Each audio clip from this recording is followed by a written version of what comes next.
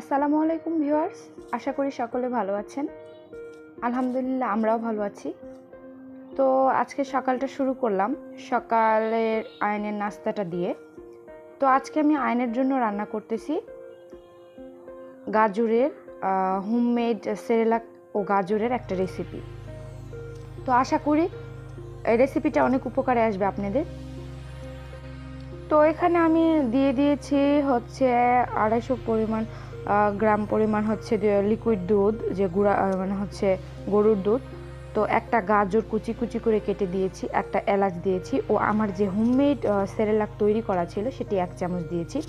তো এরপর এখানে আমি হাফ চামচ পরিমাণ ঘি দিয়ে দিব, যাতে ফ্লেভারটা সুন্দর আসবে এবং বাচ্চাদের ঘি অনেক উপকারী।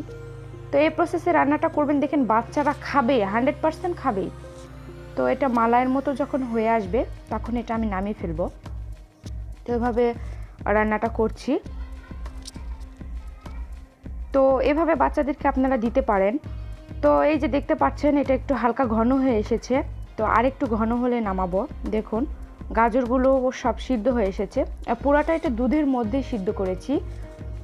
তো আশা করি এই রেসিপিটি অনেক উপকারে আসবে আপনাদের। এভাবে বাচ্চাদেরকে খাওয়ালে বাচ্চাদের ব্রেন ডেভেলপমেন্ট সব কিছুতেই সহায়তা করবে। তো আমার সেরেলাকটি হয়ে গিয়েছে, আমি এখন এটা নামিয়ে ফেলবো। ঠান্ডা হলে আর একটু ঘন হবে। তো এদিকে আয়ান সকালে উঠে পড়েছে। তো ওর রান্নাটা আমি আগেই করে নিয়ে ওঠার পরে আগে। তো আজকে একটু আমি ব্রাশ করতেছিলাম দেখে ও ব্রাশ করবে, তো ব্রাশ নিচ্ছে বারবার। তো এভাবে ব্রাশ করছে আর পেস্টগুলো খাচ্ছে। ছোট বাচ্চা তো ওইরকমই হয়। তো ওর হাতে দিছি। তো এদিকে ও এখন মোবাইলের ক্যামেরার দিকে তাকাই রয়েছে, মোবাইলের ক্যামেরা দেখে। তো এভাবে আমি সকালে এখন নাস্তাটা খাওয়াবো। ওর বাবা ফ্রেশ হচ্ছে, তারপর আমরা দুজন নাস্তা করব। তো ক্যামেরা দেখছে আর আমার দিকে তাকাচ্ছে যে ক্যামেরা অন করে মা কোথায় চলে গেল। তো এখন আমি ও যে সেরেলাকটা রান্না করলাম আর কি, গাজর দিয়ে হালুয়া বলতে গেলে বা মালাই বলতে গেলে একটা রেসিপি এরকম, তো সেটা খাওয়াচ্ছি। তো গরম লাগছে মনে হয়, হালকা গরম ছিল। তো মাশাআল্লাহ বলতে ভুলবেন না। তো অনেক কিছু করে ওকে খাওয়াতে হয়, এভাবে আমি ওকে খাওয়াচ্ছি।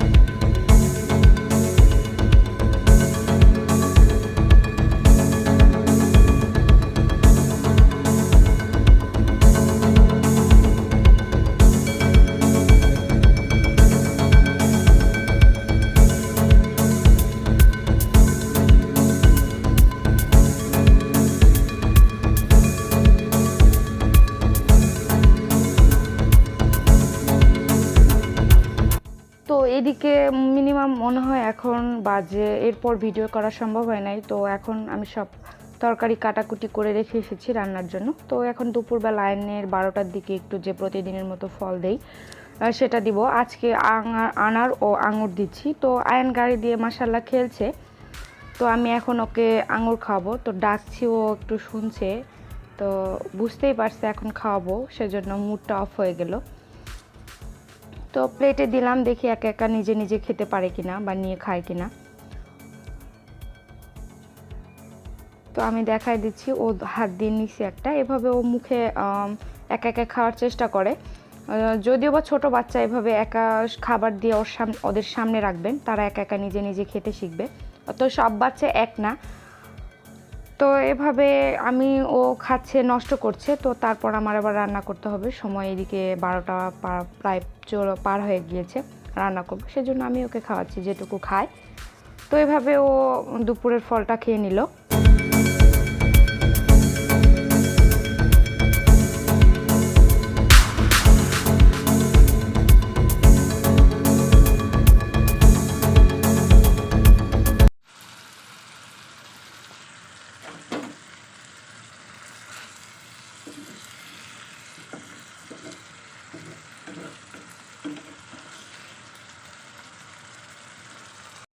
তো ওইদিকে আয়নকে ফল খাওয়ানোর পরে ওকে খেলনা দিয়ে এসে আমি দুপুরে রান্নাটা শুরু করেছি। আজকে আমি নদীর ট্যাংরা মাছ এনেছিল সেদিন, সেটা রান্না করছি। তো ট্যাংরা মাছ সাধারণ যে মাছগুলো রান্না করি ঠিক সেভাবে রান্না করছি। তো আয়ন এদিকে আবার কান্নাকাটি করছে, এসে দেখে যাব। তো এসে দেখছি ও মোবাইলটা খুঁজে পাচ্ছিল না, মোবাইলটা দিলাম। তো মোবাইল এগুলা ড্রেসিং টেবিলের সামনে থেকে সব নামায়ে খেলছে। তারপর এখন ভালো লাগতেছে না, একটু মোবাইল দেখতেছে। তো এইদিকে আজান পড়ে গেল, ও রান্নাটা কমপ্লিট হয় না এখনও। আজকে রান্না কমপ্লিট হয়ে গেলে আমরা গোসল করে নিব। তো বাইরে অনেক রোদ, তো যাই হোক এরকম রোদ, তো একটা প্রায় বেজে যাবে। তো এদিকে সকালের তো আয়নের বাবা এগুলো নিয়ে এসেছিলো, সেগুলো উঠে রাখবো। সকালের সেরেলাকটা একটু বাকি পড়ে গেছিলো, ওটাও ফ্রিজে রাখবো। তো এভাবেই সংসারটার কাজগুলো সারাদিন করতে হয়।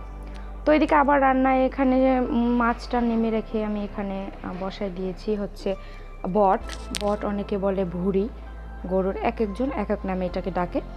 তো ওই ভুঁড়ি বা বট আমি হচ্ছে এভাবে রান্না করছি। প্রথমে সিদ্ধ করে নিয়েছি, নিয়ে গরম পানিতে ভালো করে ধুয়ে সিদ্ধ করে নিয়ে তারপর আলু কুচি কুচি করে কেটে এটা যেভাবে মাংস রান্না করা হয় সব মশলা দিয়ে মাংসর মতো করে এটা হালকা একটু কষিয়ে পানি দিয়ে ভাজা ভাজা করে নামাবো। তো এইভাবে রান্নাটা করলে অনেক মজা লাগে আমার কাছে, আলু দিয়েও আমার কাছে অনেক মজা লাগে, সেজন্য আমি করেছি। এটি শুধু আমিই খাই, আয়নের বাবা খায় না, তো সেজন্য অল্প পরিমাণে রান্না করেছি। তো এইভাবে ভাজা ভাজা হয়ে গেল, এখন এটা আমি নামিয়ে ফেলে ভাত বসাবো।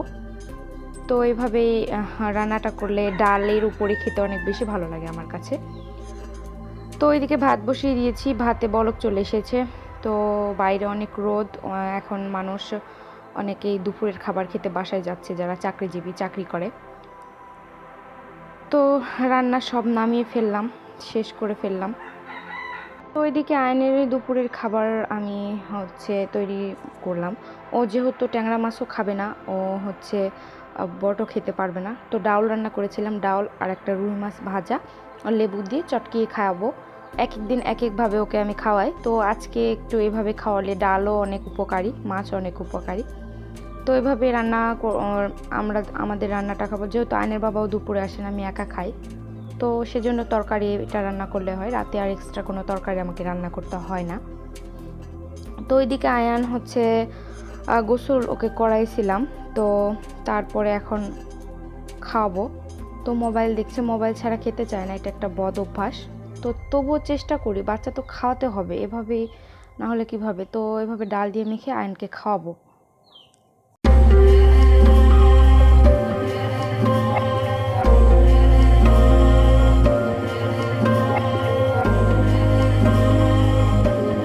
এদিকে দুপুরে খাওয়া দাওয়া শেষে ঘুম থেকে উঠে আয়ান প্রায় বিকেলে ফ্রেশ একটা ঘুম দিছে, 2-2:30টার দিকে ঘুম দিছে। ও তো উঠছে আসরের নামাজের পর। তো আমি নামাজ পড়ে উঠে দেখি ও খেলছে, তো মোবাইল দিয়ে খেলছে। তো এভাবে এখন ওকে আমি এদিকে ডাকছেও শুনবে না, তো ওই দিকেই দেখবে।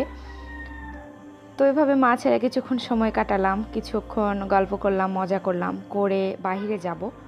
তো এভাবেও খেলছে আর ক্যামেরার দিকে তাকাচ্ছে আর মুখে হাত দিচ্ছে বারবার।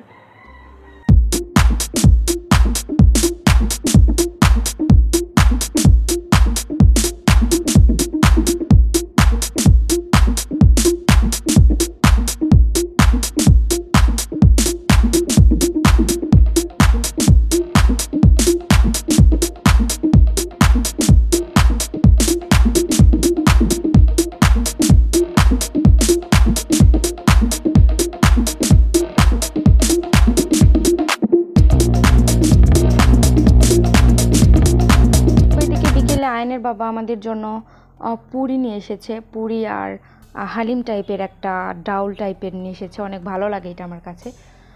তো পুরি নিয়ে এসেছে, পুরিটা গরম গরম পুরি খাবো, ভালো লাগবে, বিকেল করে একটু নাস্তা করলে ভালো লাগে। তো খাচ্ছি, আয়ন ওইদিকে খাচ্ছে।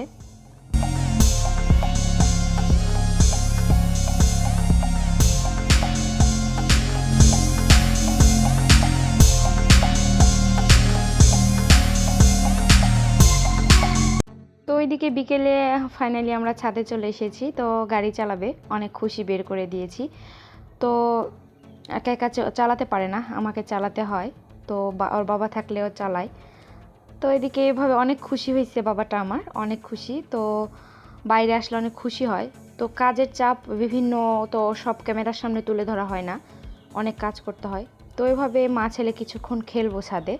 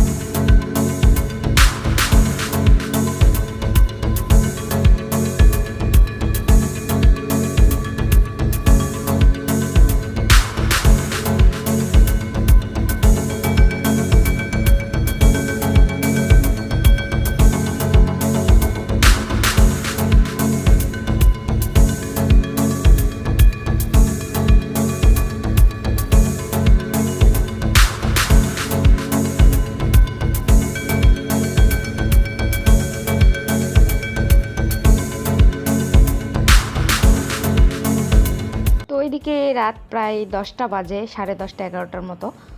আয়ান এখনও আমাদের রুমে যায়নি ঘুমাতে। ওর বাবা এসে চেষ্টা করলো, আমিও চেষ্টা করলাম, ওর দাদুর কাছ থেকে নিয়ে যেতে পারি নাই। তো দাদুকে পেলেও মহা খুশি। তো ওর দাদু 2-1 দিনের মধ্যে যাবে, মনটা অনেক খারাপ এখন থেকেই আমার। তো থাকলে অনেক ভালো লাগে, আয়ান অনেক খুশি হয়। তো কী করবে, যেতেই হবে। তো এর মধ্যে লকডাউন দিয়ে দিবে, তো এ আটকা পড়ে যাবে, সেজন্য তার দাদু চলে যাবে। তো আয়ান এভাবে তার দাদুর সাথে রাতে খেলা করে প্রতিদিন, অর্ধেক প্রায় 11টা পর্যন্ত। তো আশা করি আজকের ভিডিওটি আপনাদের অনেক ভালো লেগেছে, অনেক উপকারে এসেছে। তো যদি আমার ভিডিওটি আপনাদের ভালো লেগে থাকে তাহলে অবশ্যই আমার চ্যানেলটি সাবস্ক্রাইব করে পাশে থাকা বেল আইকনটি ক্লিক করে দিন, যাতে সবার আগে আমার ভিডিওটি আপনার কাছে পৌঁছে যায়। তো লাইক কমেন্ট শেয়ার করতে ভুলবেন না।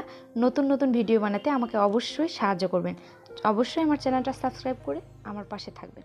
ধন্যবাদ। আসসালামু আলাইকুম।